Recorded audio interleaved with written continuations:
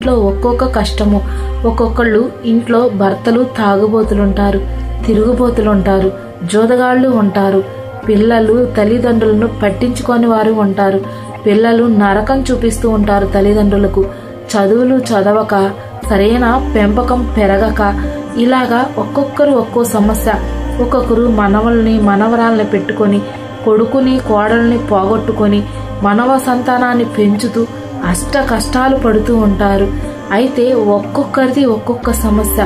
నాకే ఎందుకు ఈ సమస్యలు, నాకే ఎందుకు ఈ బాధలు, నా జీవితం అస్సలు బాగోలేదు, నాకెందుకని దేవుడు మంచి తలరాతనివ్వలేదు, నాకెందుకని దేవుడు మంచి జీవితాన్ని ఇవ్వలేదు, నాకెందుకని దేవుడు ఇన్ని సమస్యలనిచ్చాడు, నాకెందుకని దేవుడు ఇన్ని కష్టాలను పెట్టాడు, మనశ్శాంతి లేని జీవితం, బ్రతికినా ఒకటే చచ్చినా ఒకటే అని ఆలోచించే ప్రతి ఒక్కరి కోసం ఈ వీడియో.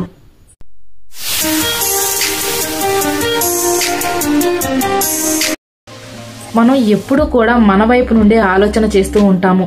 నాకే ఎందుకు ఈ సమస్యలు, నా జీవితమే ఎందుకు ఈ విధంగా ఉంది, అందరూ ఆనందంగా ఉన్నారు, అందరూ సంతోషంగా ఉన్నారు, నాకేంటి ఈ కర్మ, నాకెందుకు ఈ రాత అని మనం ఎప్పుడూ కూడా మనకు వచ్చినటువంటి కష్టాన్ని బట్టి, ఇంట్లో ఉన్నటువంటి సమస్యలను బట్టి ఆలోచన చేస్తూ ఉంటాము. నిజానికి ఒక్కో ఇంట్లో ఒక్కొక్క సమస్య ఉంటుంది. కానీ అవి సమస్యలు ఉండటం కామన్. కానీ సమస్యలు అనేవి అనేకమైనటువంటి రూపాలలో ఉంటాయన్నమాట. అయితే ఖచ్చితంగా మనం ఈ వీడియోలో, నేటి వీడియోలో మనం తెలుసుకుందాం. ఒక్కొక్కరిది ఒక్కొక్క సమస్య ఏ విధంగా ఉంటాయి అనేటువంటి ఒక చిన్న కథ రూపంలో చెప్పే ప్రయత్నమే నేటి వీడియో. ఇద్దరు భార్యాభర్తలు ఉన్నారు. చక్కగా వాళ్ళకి మంచిగా ఆస్తులు ఉన్నాయి, ఉద్యోగాలు ఉన్నాయి, ఇద్దరు పిల్లలు పుట్టారు. మంచిగా వాళ్ళ జీవితం ముందుకు వెళ్తుంది. ఎవరు ఉద్యోగాలు వాళ్ళు చేసుకుంటూ జీవితంలో ముందుకు వెళ్తూ ఉన్నారు. అయితే ఒకరోజు వాళ్ళిద్దరికి కూడా ఒక చిన్న గొడవ అనేది వస్తుందన్నమాట. ఆ చిన్న గొడవ చిలికి చిలికి పెద్ద గొడవగా మారిపోతుంది. అయితే ఈ గొడవంతా కూడా అయిపోయాక భర్త ఎవరైతే ఉన్నాడో తను తన పిల్లల్ని తీసుకొని భోజనం చేసేసి తన గదిలోకి వెళ్లి నిద్రపోతూ ఉంటాడు. అయితే గొడవ గురించి ఈ భార్య ఎవరైతే ఉన్నారో ఆమె ఆలోచన చేస్తూ ఉంటుందన్నమాట. ఎందుకు ఇది ఇలాగ, ఎంతకాలం, ఎన్నాళ్ళు ఓర్చుకోవాలి, ఈ జీవితం నాకు అవసరమా, ఈ బానిస బ్రతుకు నాకు అవసరమా, నేను ఏగలేను, ఇంకా నా వల్ల కాదు ఇలాగా ఉండడం అని చెప్పేసి తను రకరకాలుగా అంతకు ముందు జరిగిన గొడవలన్నీ కూడా ఆలోచన చేస్తూ, ఎప్పటి నుండో కొనసాగుతూ వస్తున్నటువంటి చిన్న చిన్న గొడవల గురించి కూడా ఆలోచిస్తూ, ఇప్పుడైనటువంటి గొడవ గురించి కూడా ఆలోచన చేస్తూ, ఇంకా నాకు అవసరం లేదు, ఈ జీవితం నేను జీవించలేను, నా వల్ల కాదు, ఇంకా నేను పోరాడలేను అని చెప్పేసి తనైతే ఇంకా ఇల్లు వదిలి బయటికి వెళ్లాలని నిర్ణయం తీసుకుంటుంది. అతను ఎప్పుడైతే భర్తని పిల్లల్ని వదిలి రోడ్డు మీదకి వచ్చి నడవడం ప్రారంభిస్తుంది. భర్తకైతే ఈ విషయం అయితే అస్సలు తెలీదు. తను చక్కగా భోజనం చేసి పిల్లలకి కూడా భోజనం పెట్టి తను తన గదిలోకి వెళ్లి పడుకొని నిద్రపోతూ ఉంటాడు. ఆవిడ మాత్రం ఇంటిని, పిల్లల్ని, భర్తని వదిలేసి బయట రోడ్డు మీద రాత్రిపూట నడుచుకుంటూ ఆలోచిస్తూ జరిగిన గొడవ గురించి ఎందుకిలాగా అని చెప్పేసి తను రోడ్డు మీద నడుచుకుంటూ వెళ్తూ ఉంటుంది. అదే సమయంలో రోడ్డు సైడ్ ఉన్నటువంటి ఒక ఇంటిలో నుండి తనకి ఒక గొంతు వినిపిస్తుంది. అది ఒక వృద్ధ మహిళది. ఆమె ఈ విధంగా దేవుణ్ణి ప్రార్థిస్తుంది.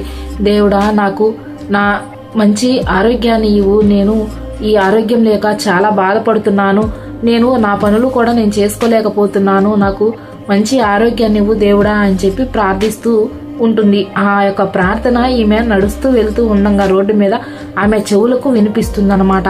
అయితే ఇంకా ఆమె నడక ఇంకా ముందుకు కొనసాగించి ముందుకు వెళ్తూ ఉండగా ఇంకొక ఇంటిలో నుండి ఇంకొక స్వరం వినిపిస్తుంది. దేవుడా, నా కొడుకుని రక్షించు, కాపాడు, తను ఎలాంటి ప్రమాదంలో పడకుండా ప్రతి కీడు నుంచి నీవు రక్షించు అని చెప్పేసి ఒక గొంతు వినిపిస్తుంది. అయితే ఇంకా తర్వాత అది కూడా ఆమె వింటుందన్నమాట. విన్నాక ఇంకా ముందుకు తన నడక, తన ప్రయాణం ముందుకు కొనసాగిస్తుంది. మూడవసారి ఈ ఒక ఆవిడ ఈ విధంగా పిల్లలకి సర్ది చెప్తూ ఉంటుంది.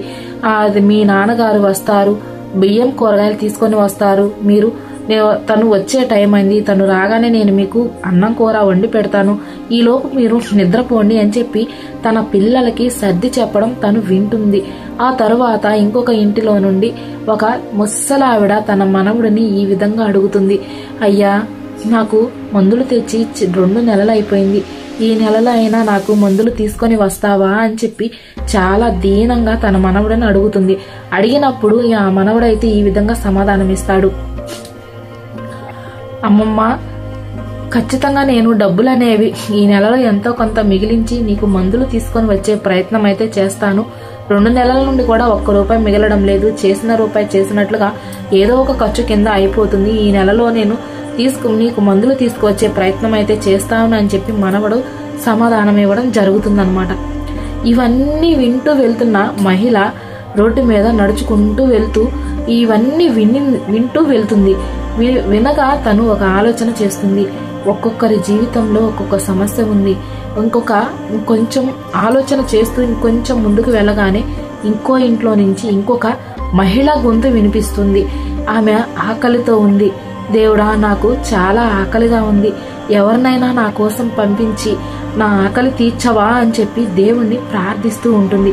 ఆ గొంతు కూడా విన్న ఆవిడ ఎక్కడైతే నిలబడి ఉందో అక్కడే నిలబడిపోయి తను ఆలోచిస్తుందన్నమాట.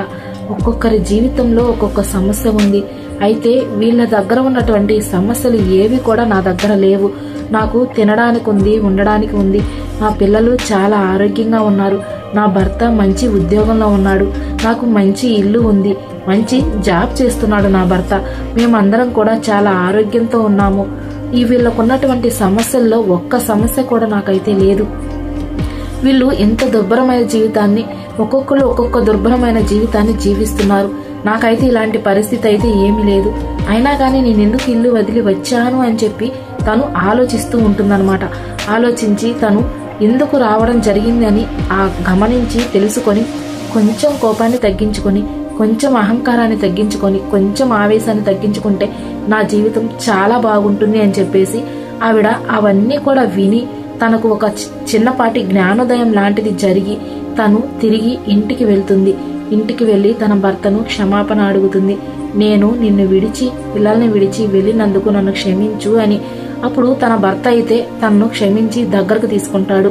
ఇది చెప్పుకోవడానికి చిన్న కథే అయినా కానీ మనం ప్రతి ఒక్కరం కూడా ఈ విధంగానే ఆలోచిస్తాము. నాకున్న సమస్య చాలా పెద్దది అని చెప్పేసి. నిజానికి మనం చూసినట్లయితే మనం కనీసం ఈ స్థితిలో అయినా ఉన్నాము అని చెప్పి మనకంటే దీన స్థితిలో ఇంకొందరు ఉంటారు. వాళ్ళని చూసి మనం ఉన్నటువంటి పరిస్థితిని బట్టి మనం జీవితంలో ముందుకు వెళ్లాలే కానీ సమస్యకు భయపడి మనం కొంచెం అహంకారాన్ని, కొంచెం ఆవేశాన్ని, కొంచెం కోపాన్ని తగ్గించుకొని కుటుంబాన్ని ముందుకు తీసుకొని వెళ్లేటువంటి ఆలోచన జ్ఞానం కలిగి మనం జీవితంలో ముందుకు వెళ్ళాలి. నిజానికి చూసినట్లయితే ఒక్కో ఇంట్లో ఒక్కొక్క కష్టము. ఒక్కొక్కళ్ళు ఇంట్లో భర్తలు తాగుబోతులుంటారు, తిరుగుబోతులుంటారు, జోదగాళ్లు ఉంటారు, పిల్లలు తల్లిదండ్రులను పట్టించుకొని వారు ఉంటారు, పిల్లలు నరకం చూపిస్తూ ఉంటారు తల్లిదండ్రులకు, చదువులు చదవక, సరైన పెంపకం పెరగక, ఇలాగా ఒక్కొక్కరు ఒక్కో సమస్య. ఒక్కొక్కరు మనవల్ని మనవరాల్ని పెట్టుకొని, కొడుకుని కోడల్ని పోగొట్టుకొని మనవ సంతానాన్ని పెంచుతూ అష్ట కష్టాలు పడుతూ ఉంటారు. అయితే ఒక్కొక్కరిది ఒక్కొక్క సమస్య. ప్రతి ఒక్కరికి ఒకే సమస్య ఉంటుంది అని అయితే మనం చెప్పలేం. కానీ ఎక్కువ ఆస్తి ఉన్న వాళ్ళకి ఎన్నో సమస్యలు ఉంటాయి. అవన్నీ ఎలా జాగ్రత్త చేసుకోవాలి అని మనశ్శాంతి లేకుండా బ్రతుకుతూ ఉంటారు.